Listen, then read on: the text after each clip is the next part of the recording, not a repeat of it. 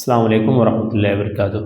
دوستو، آپ کو پتہ ہوگا کہ 2025-26 کے لیے پیکٹا نے ایک اسکیم متعارف کروائی ہے، اسپیشلی 9th اور 10th کے لیے۔ تو میرے خیال سے اس اسکیم کے متعارف ہونے کے بعد اگر کوئی کمزور میں سے کمزور بچہ بھی تھوڑی سی پریپیرنگ کرے، اچھی طریقے سے تیاری کرے اور توجہ کے ساتھ، تو مجھے نہیں لگتا کہ اب کوئی بچہ فیل ہو۔ اب پاس ہونا بالکل ہی آسان ہے، بلکہ اگر بندہ کچھ زیادہ محنت کرے اور ذہین بچے کچھ اور زیادہ محنت کرے تو وہ ڈویژن لیول پہ پوزیشنیں بھی لے سکتے ہیں۔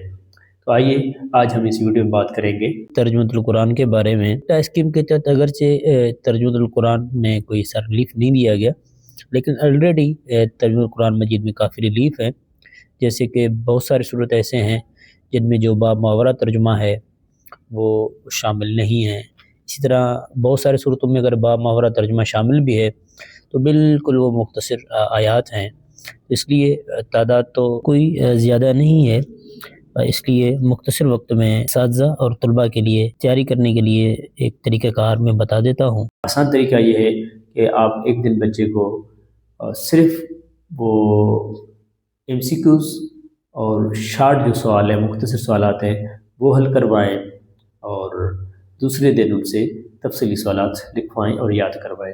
اسی طرح 2 دن کے اندر ایک سبق جو ہے وہ مکمل کمپلیٹ ہو جائے گا۔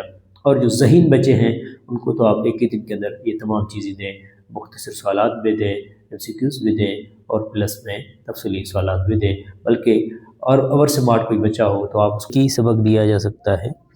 اور اس میں اسپیشلی جو MCQs ہیں اس میں طریقہ کار یہ ہو کہ آپ جب وہ بولیں کہ اب فار ایگزامپل میں نے ایک دیا ہے کہ آیات کے لحاظ سے طویل ترین مکی صورت ہے، تو اس میں آپ ان کو یہ نہ دیں کہ الف با تا سا جو بھی آپشن ہے الف با جیم دال، تو آپ ان کو نہ بتائیں۔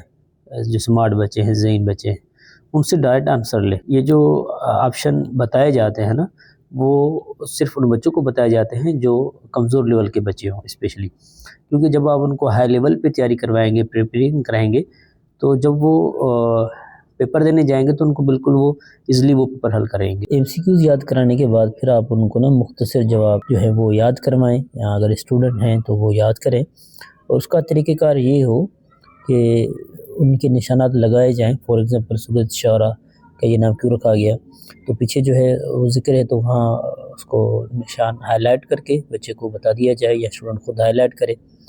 تو یہ عموماً مختصر جواب 3 4 5 زیادہ سے زیادہ عمومی طور پر 3 ہوتے ہیں، تو ان کو اچھی طرح یاد کر دینی چاہیے۔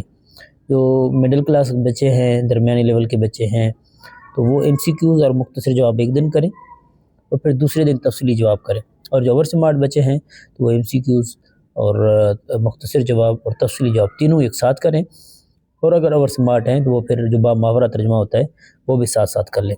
مگر نہ عمومی طور پر جو میرا اپنا تجربہ ہے وہ یہ ہے کہ ایک دن MCQs اور مختصر جواب ہوں اور دوسرے دن تفصیلی جواب ہو، اور تیسرے دن جن صورتوں میں یہ ذکر ہو کہ آپ نے باب محاورہ ترجمہ یاد کرنا ہے تو پھر وہ باب محاورہ ترجمہ یاد کرنا چاہیے، کیونکہ 9th میں اسپیشلی تمام صورتوں کے اندر آسانی ہے کہ باب محاورہ ترجمہ ہو، اور 9 10th کے اندر ہے، کچھ صورتوں میں یاد کرنا ہوتا ہے، کچھ میں نہیں ہوتا۔ اور فرق یہ ہے کہ 9th میں ان کی ریشو تھوڑی کم ہے اور 10th میں ان کی ریشو تھوڑی زیادہ ہے۔